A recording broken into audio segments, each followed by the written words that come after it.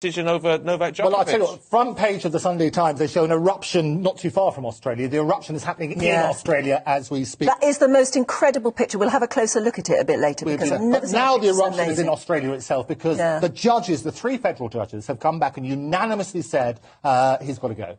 And the sad thing is, it's been slightly misinterpreted by the press. Because people say it's one rule for him and another rule for them. They've misunderstood it. As I mentioned last time, what they've said is that Djokovic is a threat to public order, because he would be the poster boy of the anti-vax movement. That's a very different thing to saying that he was allowed in, because they found out originally that actually he complied with whatever the rules were to get in, and therefore he could play. I think that this is scandalous and this is political. Do you? Yes. Well, it is. There's no doubt it's political, is there? I mean, how do you see it, Ali? Oh, of course it's scandalous. If you've got the world's #1 about to set a record and get the 21st Grand Slam, first person ever in history to do that. And it's a really sad day for tennis. It's a sad day for Serbia. It's a sad day, actually, for Australia as well. Because if you decide on the rules, I get it. If you're turning around and saying, hang about, is he allowed in? Well, yes, here are the rules. Do they make sense? If they turn around and say, you broke the rules, you can't come in, I understand it. This isn't about... Do you think they always wanted to stop him entering Australia because of his anti-vax?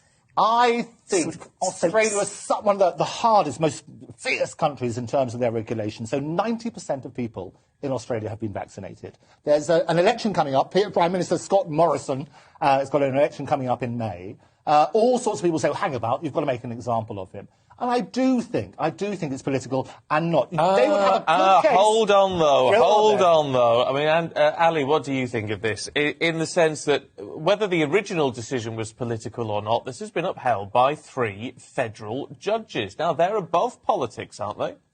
Well, look, I think the fact that this has been rumbling on for a week is just unedifying, both for Novak Djokovic and for Australia as a country, quite frankly.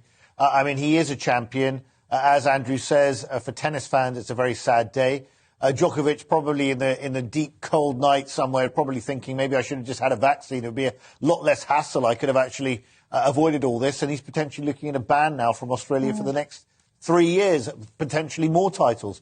But look, some of his rivals, Rafa Nadal's come out and said that the tournament is bigger than any one player and that everyone has to adhere to the rules. I do think Andrew's making a fair point here about that it is an election year. This is a very emotive topic in Australia. There have been people in Australia have been living under various sort of forms of lockdown for a long time, particularly in Melbourne. And there is a real groundswell of emotion that people in powerful positions or leading sports figures should be abiding by the same rules as the rest. But he has abided by the rules. Exactly. You're absolutely right. I mean, by the sound of it, his visa application was all right. And I think that's what they're saying. They're going to publish the reasons later. And this is why we have to correct the narrative. I've been looking in the break at all the different newspaper reports. Oh, great, hurrah, one rule for them, another rule for them. That's not the story. The story is the discretion that they have to say, hang about, you might cause a civil disruption. But my understanding, Andrew, was that you have to be in Australia for 2 weeks in quarantine to actually be released. He didn't want to do that. He wanted to have an exemption from that rule. So, I mean, it's all a bit... But the bigger picture is that, frankly, someone of Djokovic's stature should have never got involved in going on that plane in the first. They should have not embarrassed him in this way. It's turned into a standoff now geopolitically between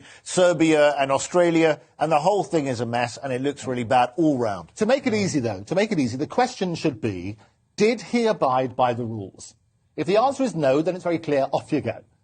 If he did abide by the rules and it's become political because he's the poster boy for the anti-vax movement, I think that's scandalous. When the reasons are published, we can have a look at it. But at the moment, and the reports that I've seen coming out, it's basically saying the latter. In other words, the rules are fine, he's entitled to come in, but it's because he's a poster boy for the anti-vax movement and it could cause public disorder that we get rid of him. That is wrong.